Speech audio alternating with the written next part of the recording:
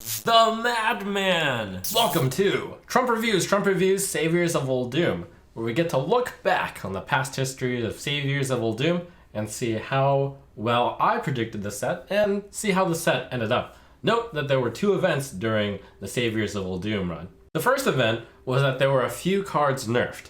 None of these cards were from Saviors of Uldum, and there were only 4 of them, so I think that it is fine to keep these out of the analysis. This is kind of included in the variants of rating cards. Significant event number 2 was the Tombs of Terror were released, in which older cards were rotated in.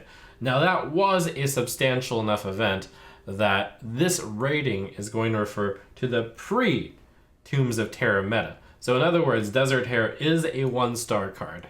Now, a cool thing I did was I summarized each class at the end. So we can go fast, let's go! In summation, Druid is getting a lot of really good cards. I think the Quest Druid archetype is going to be strong. Hard to say if it's going to be tier 1 or tier 2 or tier 3, but I'm putting my bet on tier 2. Gets lots of good tools outside of Quest Druid 2, and even though I'm underestimating it right now, I recognize the potential for Overflow to be extremely good in the future. It's just, for this particular meta, I don't see control/combo Druid that is not Quest Druid working out that way. Yes! That was essentially correct. Quest Druid fit the category of right in between tier 1 and tier 2. For this purpose, I am going to call Quest Druid tier 1 though, off of its win rate, but it was the lower part of tier 1, or maybe some people would consider it the higher part of tier 2.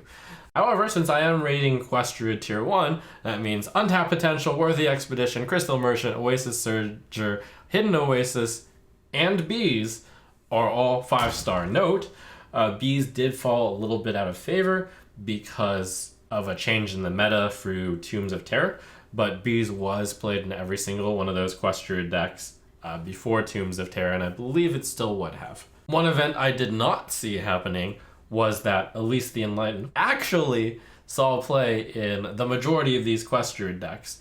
This is something that came up through further development, but I believe it would have been in the pre-Tombs of Terror Druid as well. So Elise the Enlightened, actually a 5-star card. Turns out that Quest Druid ran out of cards fast enough through excellent card draw that you could play both Zephyrus and Elise the Enlightened in this deck that had multiple 2-ofs. Anubisath Defender, also indeed a 5-star card.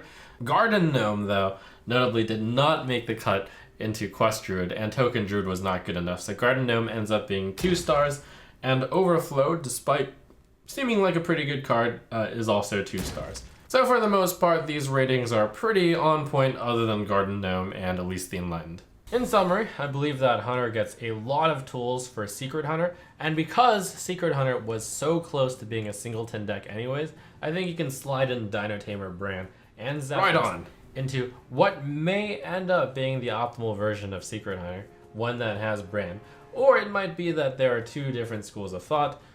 Maybe there's a school of thought that is the Dino Tamer Bran and the 2 Hyena Alpha version.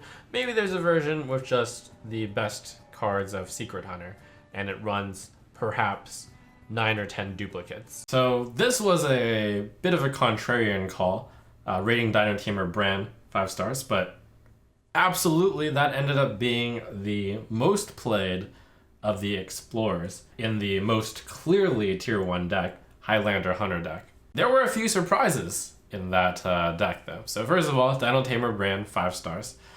Desert Spear ended up being a fantastic choice in that card, far exceeding pretty much everybody's expectations. Desert Spear also 5 stars. Pressure Plate being in the Reno Hunter deck, I wasn't like 100% sure that that would be good. Pressure Plate was like less of a gimme than Dino Tamer Bran. Pressure Plate also 5 stars. Hyena Alpha was in that deck, 5 stars. Of these cards, the ones that were kind of fringy and sometimes in the Highlander Hunter deck were Hunter's Pack, which saw enough play to make it into the 3-star category, while Bloodstinger saw enough play to make it into the 2-star category, but not making it into that category are Ramkehen, Wild Tamer, and Scarlet Webweaver, which, though seemingly powerful, still only made it to 1 star. Quest Hunter ended up being pretty solid as well. It was overshadowed by Highlander Hunter, but it ended up being a tier 3 deck. So Unseal the Vault and Swarm of Locusts both get a 3-star rating. Turns out that the hero power is pretty good on Unseal the Vault, and it's not that hard to summon 20 minions. And the Hunter package is strong enough to carry the quest. I do think that this archetype of big spell has the highest chance of working with King Fouris, but I don't think that that deck is going to be good enough to make this entire Naga Sandwich, Tortolan Pilgrim, Puzzle Box of Yogg-Saron deck work out. Seems like it's just too slow. I would say the big things that are missing to make this kind of big spell mage deck work is some sort of late game value, which Raid the Sky Temple is trying to provide with its constant generation of spells, and King Fouris is trying to provide with the one-time massive dump of minions on the board. But I just feel like the value provided by this deck can't compare with the other options out there in this expansion. So that was true, and that was correct. What I didn't anticipate, though, was that Luna's Pocket Galaxy kind of carried this entire deck on its back, even though it's a single legendary card. It allowed this Control Mage to cheat the entire system by getting out these huge cards for 1 mana, and it was a very big high rolly deck. Arguable that this deck was tier 1 before the nerf to Conjurer's Calling and Pocket Galaxy, but also arguable that it was very inconsistent and it was trending downwards in terms of power as people started realizing, it's not that consistent. I'm going to slot this in at tier 2 as a result. So, of the cards that made it into this Control Mage deck, the 2 big ones are Reno, the Relicologist. He's good enough to be part of the deck. Also, some of the Control Mages did not run Singleton as a aside. So Reno the Relicologist, 4 stars. Tortolan Pilgrim was the other card that always saw play in the big Control Mage, possibly even more than Reno. Tortolan Pilgrim also 4 stars. Of the cards that saw play in quite a few of them, but not every single Control Mage deck, would be Puzzle Box of Yogg-Saron 3 stars and Flame Ward 3 stars. With Ancient Mysteries also being 3 stars, because it would be in the deck if Flame Ward was in the deck. And then finally, Naga Sandwich was very rarely in this deck at 2 stars. And then there's all the other stuff in Mage.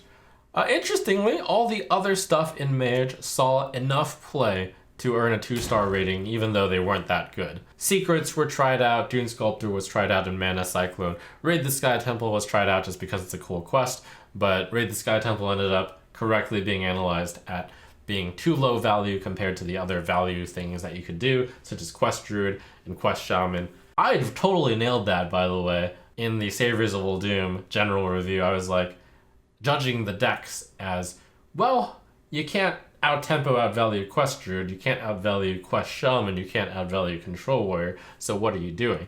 And ultimately, those 3 ended up being the tier 1 decks.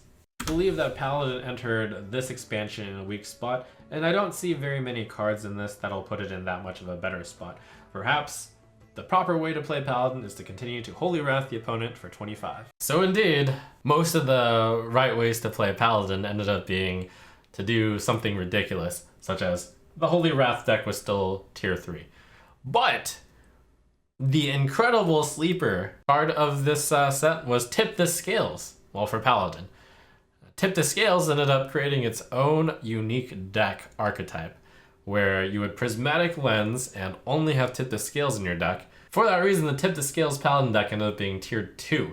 Only tier 2 because it wasn't consistent enough to make it the tier 1, and some decks could stop it, in which case it would fizzle out. So Tip the Scales, 4 stars.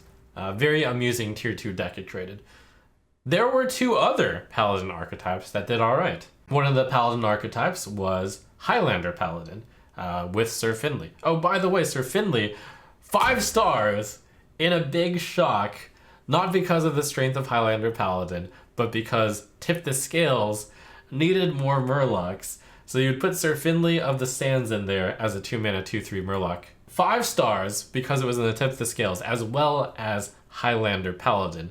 So to rate those cards that were in Highlander Paladin, which is a tier 3 deck. Sandwasp Queen, 3 stars.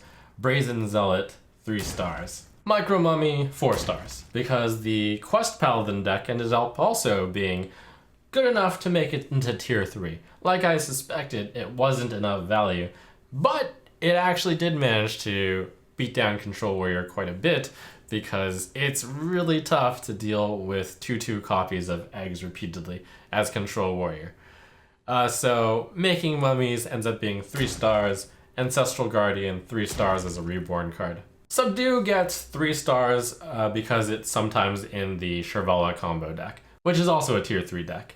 And Subdue was also in a few other decks. So Salhut's Pride and Pharaoh's Blessing didn't get enough play and were 1 star. I hope I'm wrong about these Priest ratings. Priest enters this expansion in a weak state. All of these cards look like they could work together, but I feel like this is just setting the stage so close for the next expansion to perhaps... Or was I even close? Okay, maybe not even. Priest, or some sort of mid-range Priest with the Quest, or some sort of like better early game for Zoo Priest. I don't think it's there yet. All in all, Control Priest ended up not being that great. That much is true.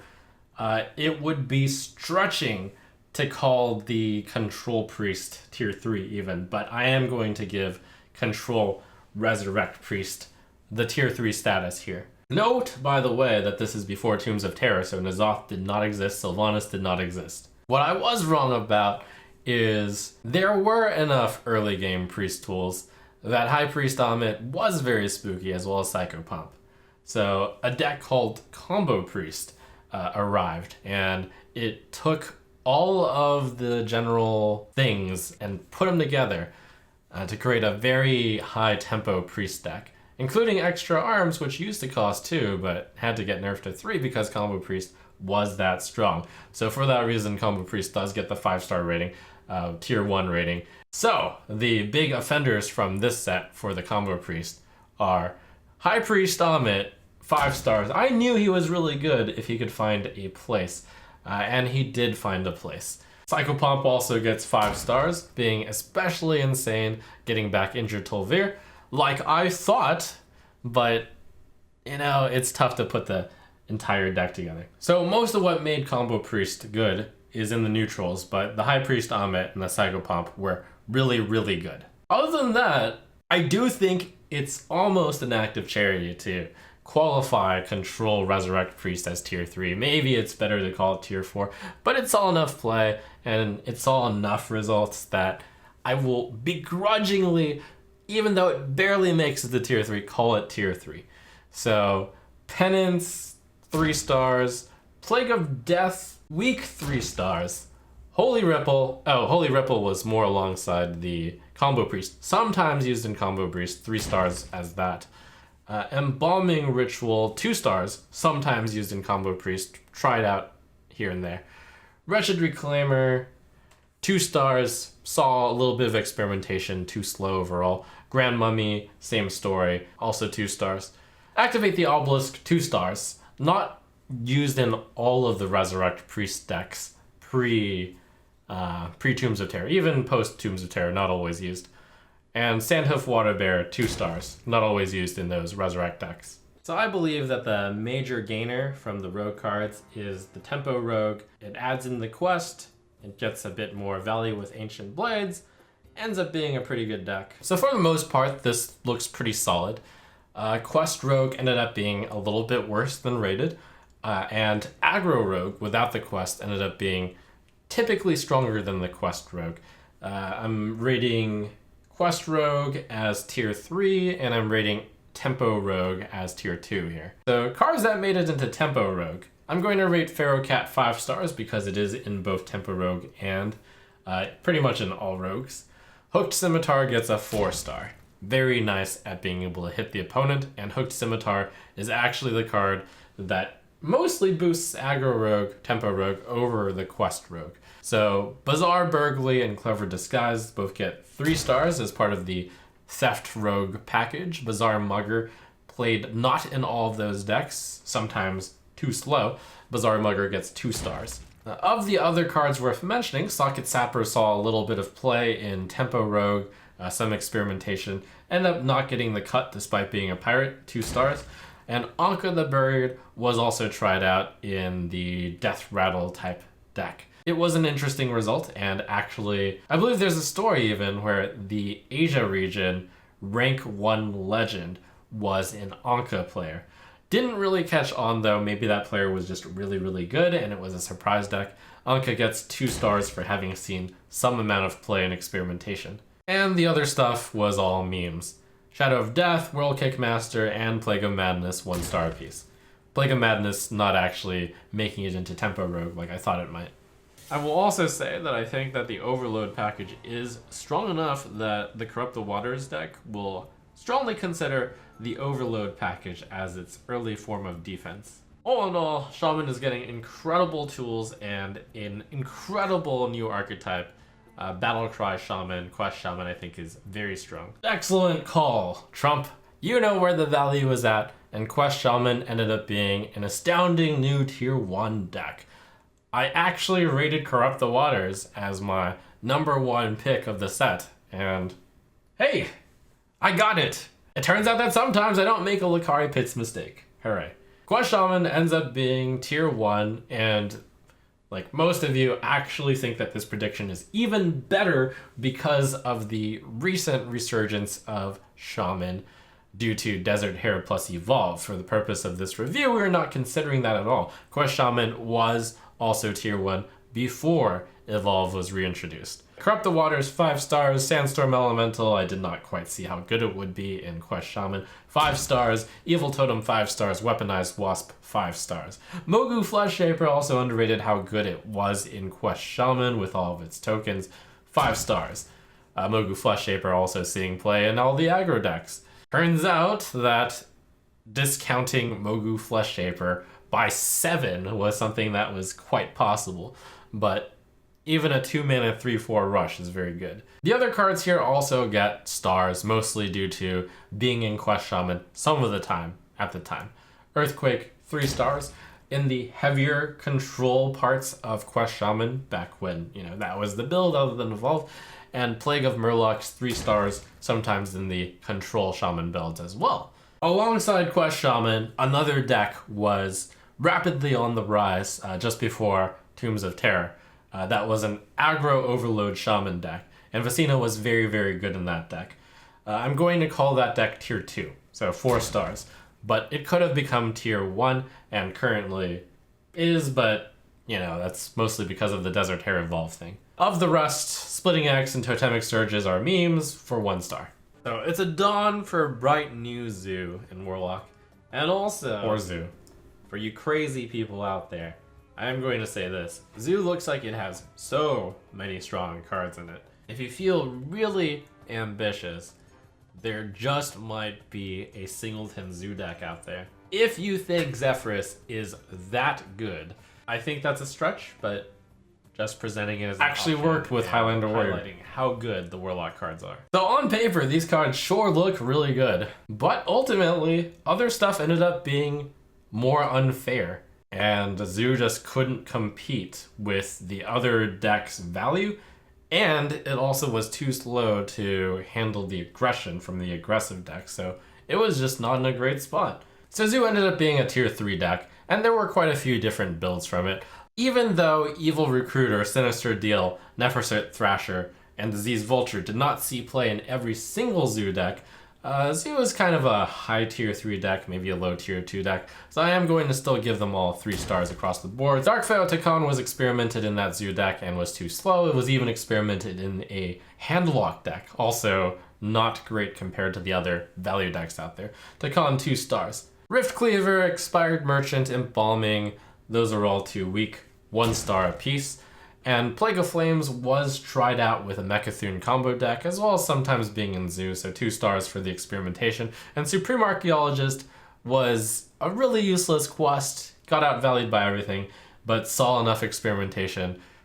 I think I blame Brian Kibler most for this. 2 stars for being like a terrible quest, but still seeing some amount of play. I have to give Bloodsworn Mercenary only a 4 star, even though I think it is one of the strongest cards in the set. It is high praise to give a card that does not fit into a current archetype 4 stars, by the way. I'm saying Good that job, this Trump. card has the potential to herald in Tempo Warrior as a tier 2 deck. It happened. Tempo Warrior is nowhere on the radar right now. The Warrior gets a lot of generally good cards with the potential for a new archetype. 4-2 if Taunt Warrior takes off. The new archetype happened. This was one of the other tier 1 decks that propped up. Aggro Warrior. Because Bloodsworn Mercenary was that strong. 5 stars. Livewire Lance was likewise in that deck. Also a strong card, 5 stars. Control Warrior also got a lot of good tools. Like, look at all this stuff. You see this in Control Warrior all the time.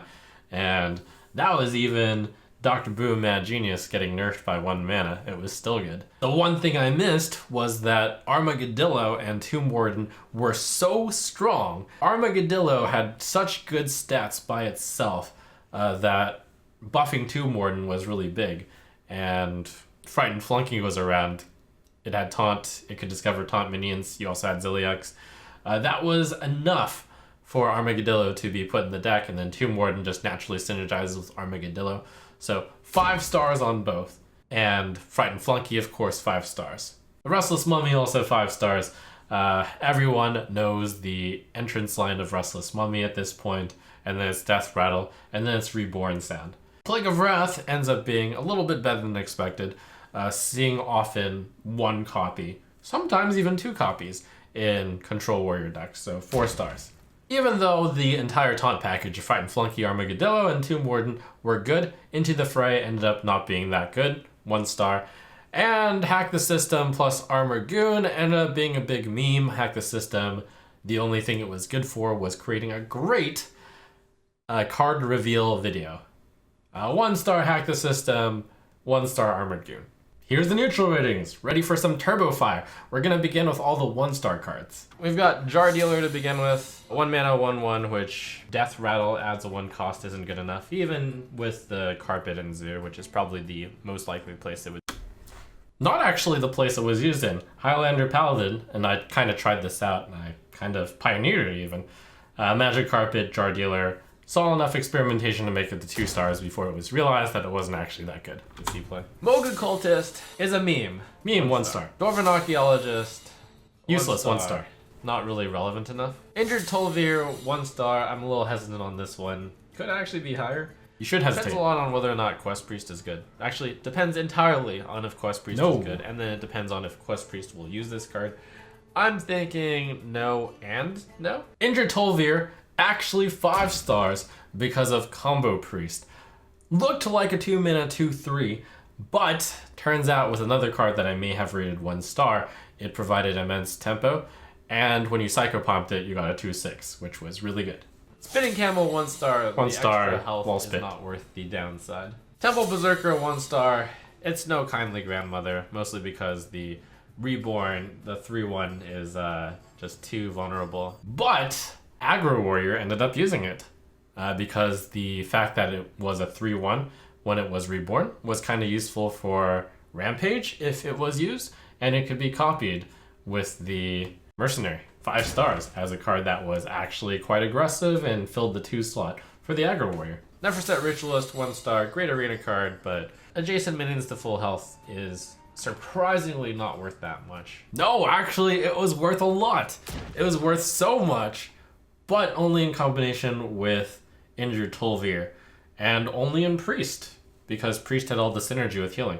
So, like, it's interesting, these are very strong neutral cards, which put Combo Priest on the board, but no other class used it. It's just that Priest uniquely used them very, very well. Bug Collector, 1 star. 1 star, It's lol worse bugs. Hog Rider. You want the 2/1 side to have Rush. Valfiend, 1 star. 1 star, lol 2/2. Lifesteal is just not good enough stat line. Camel Taker, 1 star. Being slightly better Scarlet Crusader is not good enough. Unless you're in a deck whose requirements are to play Reborn cards. So 3 stars just because you had to put all the Reborn cards, almost all of them, into the Quest Paladin, which was generously tier 3. Generous Mummy, 1 star. You're giving away Okay, too you much didn't have to your put this opponent if you Reborn play card it. in. 1 star. Mischief Maker, 1 star. Not disruptive enough. I actually tried playing a purposely bad deck and put Mischief Maker in it. It's still bad 1 star. Infested Goblin, 1 star. I don't think Taunt Warrior is going to work. 1 star, not even played in Taunt Warrior. Does work. Infested Goblin Or was played in Taunt Warrior. Taunt Warrior wasn't good enough. Solid. Golden Scarab, 1 star. Decent, but when you compare it 1 to star, it's Noble Parascoundrel, I think Golden Scarab is found lacking. Desert Hare, 1 star. 3/1/1s for 3 is terrible. Okay, real talk, 1 star. Yes, 1 star. Evolve didn't exist. Obviously, with Tombs of Tyr, Desert Hare moved up to 5 star. 1 star is correct. Sunstruck Henchman, 1 star. 1 star. 50% chance of falling asleep. Blah. Conjured Mirage, 1 star. Good in combo 1 star. decks, good in stall decks, in aggro heavy metas. That's pretty specific. Body Wrapper, 1 star. For some reason, 1 star. people seem to have taken a liking to Body Wrapper. Still shocked that people thought it was All I good. can tell you is, you're not going to discover the friendly minion that died that you want. Wasteland Assassin, 1 star. I mean, it's a 5 1 mana star. 4/2 Look at those spell. stats. Balance Commander, 1 star. I'm not sure he even 1 sees star. play in the top Even bad in 4 Battlegrounds. deck, but that's the only deck that would use it. Mortuary Machine, 1 star. It's no Fel Reaver or 1 star. Tide Hydra. The cost is really steep. Desert Obelisk, 1 star. Awesome. 1 star, what do you mean? 1 star. Cartoot Defender, 1 star. I believe that you should use Bone Wraith instead if you're looking for a defensive option against aggro. And it turned out that people used Cartoot Defender instead of Bone Wraith. Low 4 stars for being in Reno Mage, for being in the Reborn Paladin quest deck, a variety of control decks, just being quite a few places. Blatant Decoy, 1 star. Some potential in some sort of summon cheat big cards out of your deck. True, But 2 stars because of that. Not good. Big Shaman, sometimes 1 dual star. Paladin. Big slight value card is Yeah, 1 star. not really in flavor for being good in the meta that I expect. Wasteland Scorpion, 1 star. Big dumb 1 star. minion Well, that big doesn't do dumb much and is slow. Scorpion. Hit Crocolisk, 1 star. Deals a good amount of damage, 5 damage. Could be compared with Firelands Portal, but 1 mana more than Firelands Portal is meh. Indeed, meh, but 2 stars just because Quest Shaman did experiment with it enough to put it on the radar. Ultimately, people decided it wasn't good enough, though. Anubisath Warbringer, 1 star. Anubisath Warbringer gets 2 stars for being in enough experimentation in funky decks such as Dual Paladin, Big Shaman, and even Anka Rogue. Living Monument, 1 star. No one's ever actually going to pay 1 star 10 mana for this in a real game. Bosses of the Moon, 1 star. No one's going to pay 10 mana for this in standard. It's true, no one is going to pay 10 mana for it, but if you cheat it out with Dual or Big Shaman, then okay. Even those are both like basically tier 4/meme decks. Colossus of the Moon gets 2 stars for being part of the memery and being, played just enough to make it in those decks. Beaming Sidekick. That's a 1 mana 1/4. That's ridiculous. Especially in a minion flood deck such as Zoo. Yeah, Beaming Sidekick, what a strong card. 1/4 in stats, like I said. It's played in a variety of aggressive type decks. Highlander decks, 5 stars. Mermy, 5 stars. Low key, this is one of the strongest cards in the set. Warlock Shaman loves starting with a card in play. And this is a good 1 mana 1/1 that's sticky on the board. Shaman is already tier 1, and I expect that with Mermy, as well as with another card that's coming up. So Mermy, it wasn't that big of a stretch called 5 stars, but yes, it did end up being 5 stars. Used in more decks than I thought. Tip the Scales Murloc, Murloc Shaman, Reborn Paladin, few random zoos here and there with the carpets. Zephyrus the Great, 5 stars. This really gives incentive to singleton decks. Throughout my ratings, I only gave 1 deck the potential to run Zephyrus, and that was Hunter. Not really Bran that's making the Hunter singleton deck great, but it's a factor. It's Zephyrus that's being great. True. Zephyrus is so great that you might want to consider decks that are singleton that aren't Druid, True. Hunter, Mage, and Paladin. I didn't think it was going to be that good. This was mostly a rating just for Highlander Hunter, but I'm glad it covered it. So 5 stars, you ran it in Highlander Hunter, Highlander Mage, Highlander Paladin. What was the 4th one? You ran it in Highlander Druid, you ran it in a deck with multiple of duplicates in Quest Druid and Tip the Scales Paladin. You purposely built some decks to be singleton even though they didn't have explorers in them, such as Highlander Warrior. So yeah, a lot of different decks. I've even missed a few. Questing Explorer, 3 stars. I think this card is grossly overrated, and I have even overrated her myself to compensate for the mob mentality of this card. The mob was right. Should only be considered in Quest Shaman. Wait, I was right. At her best and is actually appropriate in Quest Mage and in Quest Warlock, but I think both of those quests are really bad. I was both right and wrong. Questing Explorer ends up being incorrect to run in any deck other than Quest Shaman. Was right in Quest Mage and Quest Warlock arguably, but if you're playing Quest Mage and Quest Warlock, you're not trying to win. So Questing Explorer, where I underestimated it, was Quest Shaman, because the quest itself counted battle cries, and Questing Explorer was a battle cry, and it was such a high roll to get it. It was such a kickstart that even though sometimes later on it would just be a 2-mana 2/3, it was worth it for the high rolls that you got, where you actually played it early on while you started the quest. Serpent Egg, 3 stars. I feel like Serpent Egg is a viable path to go for a zoo. My main concern is even in that deck, I think that the Scarab Egg is better because Grim Rally will hit more. True, actually. 3 stars. My other concern it was in that zoo deck like sometimes. Sacrificial Zoo is weaker than the self-harm and the lackey package for Zoo. Fish Flinger, 5 stars. Fling this fish into your Murloc Shaman deck. It's good. It's real good there. The Yep, 5 stars in the Murloc Shaman deck. Also, in the Tip to Scales deck. It could easily not even be tried out, or it could be great in face decks, because that's exactly where Sand Trooper goes. 1 star face decks didn't exist. Yes, I actually tried it in my Highlander Paladin now deck. with 1 more mana and 1 more attack and 1 more damage on the death rattle. But that is possibly just menacing enough. Quicksand Elemental, 3 stars. I feel like this is a very legitimate tech for a board flood deck early. Maybe if some aggro meta had appeared, maybe Quicksand Elemental, but 1 star. Volpera Scoundrel, 5 stars. This is the strongest that they have ever pushed a Discover minion with stats. Is probably going to see play in every single Singleton deck. It's going to be strongly considered in any control or value deck. Volpera Scoundrel ends up being 4 stars. And I think Blizzard finally pushed the, exactly the right power level for a card that gains you a card. Not in any of the top decks, not in any of the best forms of the decks, I'd say, but across many control decks, Highlander decks did try it out. Turns out to be too slow usually, but saw a lot of play in a lot of different decks.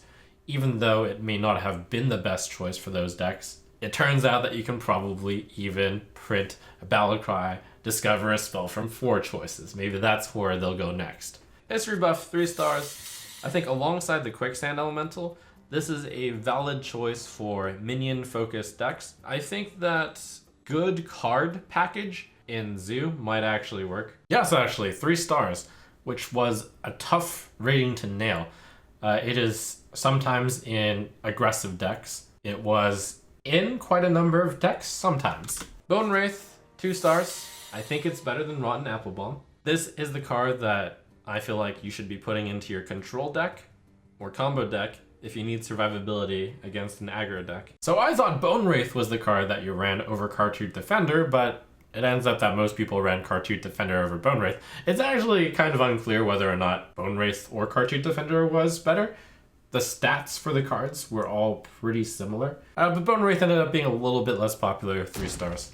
Faceless Lurker, 2 stars. I see it in a few different possibilities. One is in Taunt Warrior. I personally don't think that Taunt Warrior will work, but other option is in Battlecry Shaman. Shudderwalk would love to double its health. Well, ended up being that both of those decks didn't use it, 1 star. See ya, Matt. Welcome to the card that I think will rival Ziliax in terms of played rate.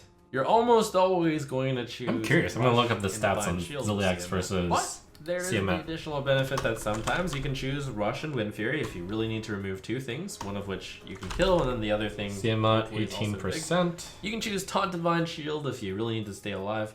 Especially if your opponent doesn't have anything. If your opponent doesn't have anything, Ziliax, really 39%. Choose Divine Shield, Wind Fury. So flexible. Okay, fine. Even just so enough. Tiamat is less popular. 6/6 Rush, Divine Shield. I think this card is so good that all the time you're gonna see Siamat Also 5 stars, choose though. Rush Divine Shield, and then the other player is And gonna yes, Rush Divine Shield all the time. Siamat. Almost all the In time. that sense, maybe there's some sort of mini game where you don't want to play Siamat if you think your opponent has Siamat, because it is so good to play Siamat against Siamat. Octosari, 3 stars. I think this is a very legitimate card refill option for aggressive decks, tempo decks, and mid-range decks. I could easily see it being one of the best cards in this set, though. And you know what? It is one of the better cards in the set. 5 stars. Octosari was a legitimate refill card in quite a number of aggro decks. King Falris, 2 stars. This card likely makes a few different deck archetypes across a number of decks. Maybe Mage, maybe Druid. 10 mana, get a bunch of stats out. My main concern is that these all seem like they would be in control decks, and a control deck being able to one time get a bunch of stats out, that's nice, but I'm not entirely sure that's game winning of a game plan. You know, for the most part, that's not too far off. It was tried out mainly in Control Mage and in Quest Druid. Most Druids cut it, and Control Mage did not always run it. So 3 stars for King Falris. All in all, this set was actually very impressive in how the cards ended up being in terms of ratings. There were very few 1-star cards. This is probably one of the lowest number of 1-star cards in the set, at only 39, versus 34 5-star cards. So pretty impactful set, and where the cards are most interesting, I feel like, are when they're 2, 3, and 4 stars. I feel pretty good about this set's predictions, having been solidly right on comparing all of the decks to Quest Shaman, Quest Druid, and Control Warrior, and calling out the most non-gimmicky Highlander Hunter deck. However, there were a number of surprises that popped up, like Tip the Scales Paladin and Highlander Mage. So, very cool set. Onwards to Descent of Dragons, where I rate everything 5 stars. No, actually, realistically, for Descent of Dragons, it's going to be very hard to rate the cards, because I'm not going to rate some cards that look ridiculous as 5 stars, because there's always going to be a best of a certain thing. It's going to be very tough to find out what it is. So look forward to my ratings when we get there.